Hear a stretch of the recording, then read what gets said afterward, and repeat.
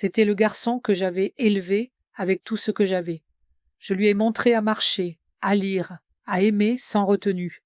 Mais je n'aurais jamais imaginé qu'une nuit tranquille, bien après que le monde se soit arrêté, il serait celui qui m'apprendrait quelque chose dont je n'avais même pas conscience d'avoir besoin. Ce qu'il a dit, ce qu'il a fait, m'a changé d'une manière que je garderai à jamais. Dites-moi dans les commentaires de quelle ville regardez-vous.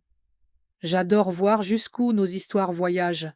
Maintenant, laissez-moi vous ramener à cette nuit-là, la nuit qui a tout changé. Quand on a vécu aussi longtemps que moi, on commence à croire qu'on a tout vu. J'ai 63 ans et j'ai endossé tous les rôles qu'une femme peut endosser. Fille, épouse, infirmière, mère, veuve. Mes journées commençaient à se confondre.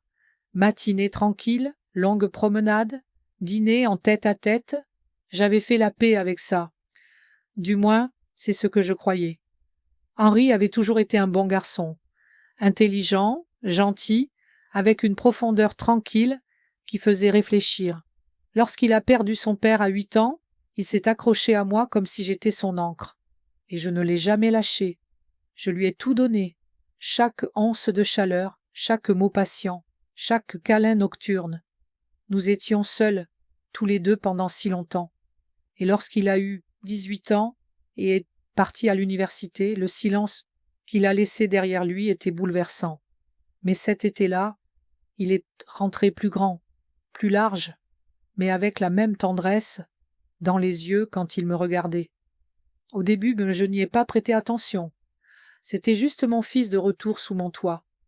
Je lui préparais ses plats préférés, je pliais son linge avec le même soin que d'habitude. Parfois, il s'asseyait en face de moi, me regardant comme s'il mémorisait quelque chose. Un soir, après le dîner, l'air était lourd. Un orage s'était levé, le tonnerre grondait comme un avertissement, ou peut-être une promesse, je n'aurais pas su dire. J'ai allumé des bougies dans le salon, adoucissant les ombres. Henri entra, les cheveux humides de pluie, un sourire discret aux lèvres. « Pourquoi ne laisses-tu jamais personne s'occuper de toi, maman ?» demanda-t-il, comme si c'était la question la plus simple du monde. J'ai ri, l'ignorant. « Ce n'est pas comme ça que ça marche, ma chérie. Les mamans s'occupent de tout le monde. C'est dans le descriptif de poste. » Il ne sourit pas. Il me regarda simplement, vraiment, et s'assit à côté de moi sur le canapé. La lueur des bougies vacillait sur son visage, révélant l'homme qu'il était en train de devenir. Ou peut-être l'homme qu'il était déjà. « Tu as tout donné à tout le monde, » dit-il. « Tu ne t'arrêtes jamais. Tu ne penses jamais à ce dont tu as besoin. » Cela me frappa. Ma gorge se serra et je détournai le regard. Personne ne m'avait posé cette question depuis des années. C'était toujours moi qui maintenais les choses non plutôt en place, même quand j'avais l'impression de craquer. « Je vais bien, » dis-je. « Trop vite. Vraiment ?» Henri se pencha, la voix posée. « Tu n'as pas besoin d'être forte maintenant. » L'air changea. Ce moment de silence s'étendit entre nous, chaleureux et intime. Quelque chose s'agita en moi, quelque chose de plus profond que le désir, plus profond que le besoin. C'était la reconnaissance, de moi-même reflétée dans l'attention de quelqu'un d'autre. Il tendit la main, et je le laissai la prendre. Ses doigts étaient chauds, assurément. Je baissai les yeux vers nos mains, son pouce effleurant mes jointures, et soudain, c'en fut trop. Le silence, la gentillesse, la façon dont il me voyait. « Je ne sais pas comment, » murmurai-je. « Comment faire quoi? Comment laisser quelqu'un me tenir?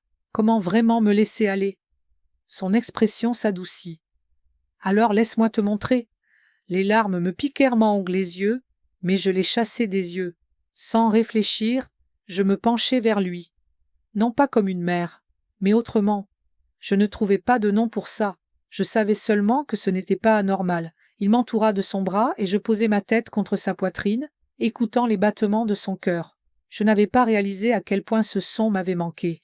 Les minutes passèrent, peut-être des heures. L'orage dehors se transforma en bruine. Et dans ce silence, je lâchai prise. Pas d'un coup, mais suffisamment. Assez pour respirer. Il ne dit rien d'autre. Il me serra simplement dans ses bras, et je le laissai faire. Ce soir-là, dans ce salon, mon fils me rappela que j'étais bien plus que les rôles que j'avais joués. J'étais toujours une femme, toujours capable d'être prise dans mes bras, toujours digne d'être vue. Et cette prise de conscience, murmurée, entre la lueur des bougies et la pluie, n'était que le début. Le lendemain matin était étrangement calme. La pluie était passée, mais son parfum persistait. La terre humide s'accrochait au rebord de la fenêtre, me donnant envie de me blottir dans un endroit moelleux.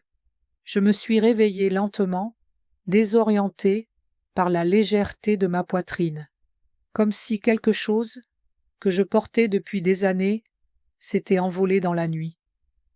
Assis au bord de mon lit, je repensais aux souvenirs de la veille, non seulement ce qui s'était passé, mais aussi ce que j'avais ressenti. La main d'Henry dans la mienne, sa respiration régulière dans le silence, la compréhension tacite entre nous. Le plus surprenant, je n'avais aucune honte. Je suis entré dans la cuisine pieds nus, mon peignoir serré. La lumière du matin éclairait le sol, et il était là, déjà réveillé, en train de préparer du café. Son t-shirt blanc pendait sur ses épaules, ses cheveux encore ébouriffés par le sommeil. Mais lorsqu'il s'est tourné vers moi, son regard était clair, intensif. « Bonjour », dit-il avec un petit sourire. « Bonjour », répondis-je, d'une voix rauque. Était-ce dû au sommeil ou à autre chose? Je n'en savais rien. Il me tendit une tasse sans un mot, comme il le faisait enfant, m'apportant du café, après avoir essayé de m'aider à préparer le petit déjeuner. Mais là, c'était différent. Pas d'empressement enfantin, juste une certitude tranquille. Nous nous assîmes à table comme 1000 fois auparavant, mais l'atmosphère entre nous était plus pesante, chargée de choses qu'aucun de nous ne savait comment exprimer. « Tu as bien dormi » demanda-t-il au bout d'un moment. J'acquiesçai. Mieux que je ne l'ai fait depuis longtemps. Il se pencha en arrière, m'observant par-dessus le bord de sa tasse. Je pensais ce que j'ai dit hier soir. Ma gorge se serra. Je sais. Et j'aimerais en dire plus, continua-t-il, si tu me le permets. Mon cœur battait la chamade. Je n'étais pas sûr de ce qu'il voulait dire. Pas tout à fait. Mais j'ai hoché la tête quand même, parce que quelque chose en moi avait besoin de l'entendre, même si cela me faisait peur. Il s'est penché en avant, les coudes sur la table, les doigts croisés sous son menton. Tu as passé ta vie à donner. Je t'ai vu te donner à tous, même quand il ne restait plus rien. Mais personne ne t'a jamais appris à recevoir, à te sentir bien sans culpabilité. Une boule m'a noué la gorge. Je fixai la table, clignant des yeux pour retenir la chaleur qui me brûlait les yeux. Je n'essaie pas de te perturber, a-t-il ajouté doucement. Mais j'ai vu combien tu étais seul. Tu le caches, mais je le vois, dans tes yeux, dans ta façon de retenir ton souffle quand tu penses que personne ne te regarde. J'ai laissé échapper un rire tremblant. Tu as toujours été trop perspicace pour ton propre bien. Sa main a retrouvé la mienne, me ramenant au sol.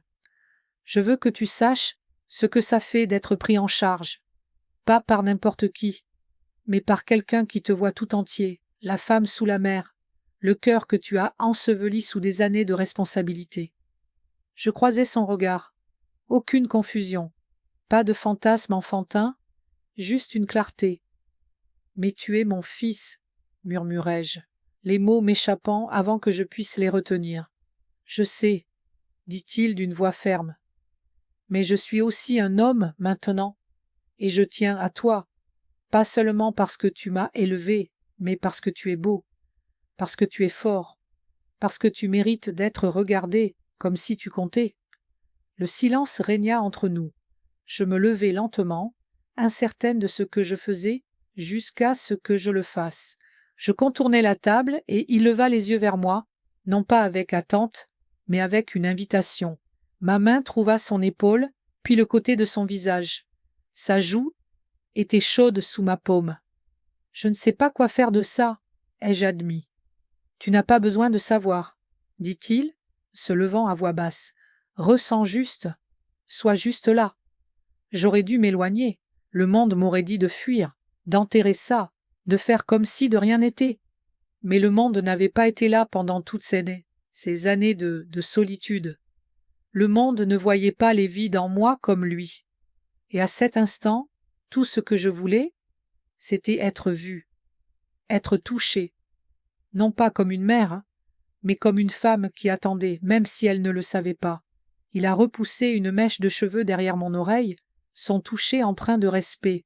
« Je ne ferai rien que tu ne veuilles pas, » murmura-t-il. « Mais si tu veux que j'arrête de faire comme si je ne te voyais pas comme ça, je le ferai. » J'ai eu le souffle coupé. Je n'ai pas répondu. Je laissai simplement mon front reposer contre le sien, sa chaleur régularisant le rythme effréné de mon cœur. Et dans cet espace silencieux, souffle mêlé, mains entrelacées, je laissai la porte s'ouvrir un peu plus en grinçant. Ce n'était pas tout, pas encore, mais c'était suffisant. Les jours qui suivirent. Les jours suivants passèrent dans un silence étrange et chargé. Rien n'avait changé extérieurement. Je cuisinais toujours. Il tendait toujours la pelouse.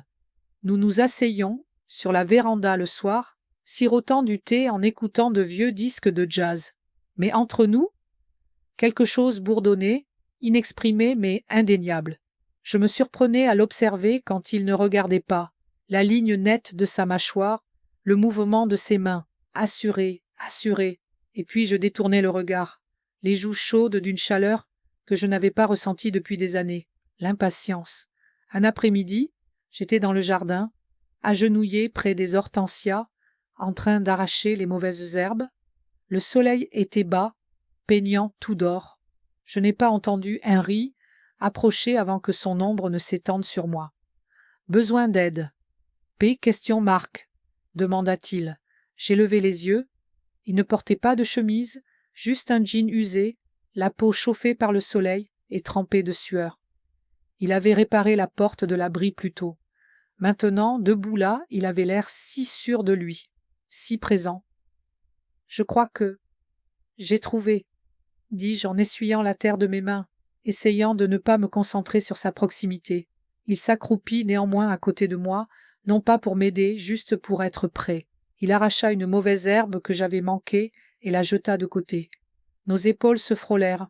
J'en eus le souffle coupé. « Tu as toujours travaillé si dur, » dit-il sans me regarder. « Même maintenant, on dirait que tu ne sais pas te reposer. »« Ce n'est pas ça, » murmurai-je. « Quand on est seul depuis assez longtemps, on reste occupé. » Ça rend le silence moins pesant. Il se tourna alors vers moi, le regard lourd. « Je ne veux plus que tu te sentes seul. » Ces mots se posèrent sur ma peau comme un rayon de soleil, doux mais suffisamment chaud pour faire fondre quelque chose de gelé en moi. Je me levai époussetant mes genoux. « Viens, » dis-je, sans réfléchir. Je prendrai bien une boisson fraîche. Nous entrâmes ensemble, la cuisine emplissant l'odeur de la terre et de l'été. Je versai de la limonade, les mains tremblantes, et nous nous installâmes à table comme toujours. Mais cette fois, l'air entre nous était âcre, empli de non-dits. Il tendit la main, c'était devenu une habitude, lui la prenant, moi le laissant faire. Mais aujourd'hui, je m'accrochai aussi. Le silence s'étira, confortable et électrique à la fois. « Qu'est-ce qu'on fait, Henry ?» demandai-je finalement, effrayé par la réponse, mais encore plus par l'idée de ne jamais la poser. Il ne broncha pas. « Quelque chose que nous ressentons tous les deux, » dit-il, « quelque chose qui grandit. Entre nous depuis longtemps. »« Tu es mon fils, » murmurai-je, moins une affirmation qu'une question. « Je sais, » dit-il doucement, « mais je suis aussi plus que ça. Je suis quelqu'un qui te voit, toi tout entier, et je pense que tu me vois enfin aussi. » Je ne pouvais pas parler. Ma poitrine était serrée, de peur, de confusion, d'un désir ardent d'être touché sans obligation, d'être tenu dans mes bras juste parce que quelqu'un le désirait. Il se leva, contourna la table et se pencha à côté de moi. Une main reposait sur le dossier de ma chaise. L'autre glissa sur mon épaule, sans exigence, mais avec assurance. « Dis-moi d'arrêter, » murmura-t-il, son visage à quelques centimètres du mien, mais je ne le fis pas. Au lieu de cela, je réduisis la distance entre nous.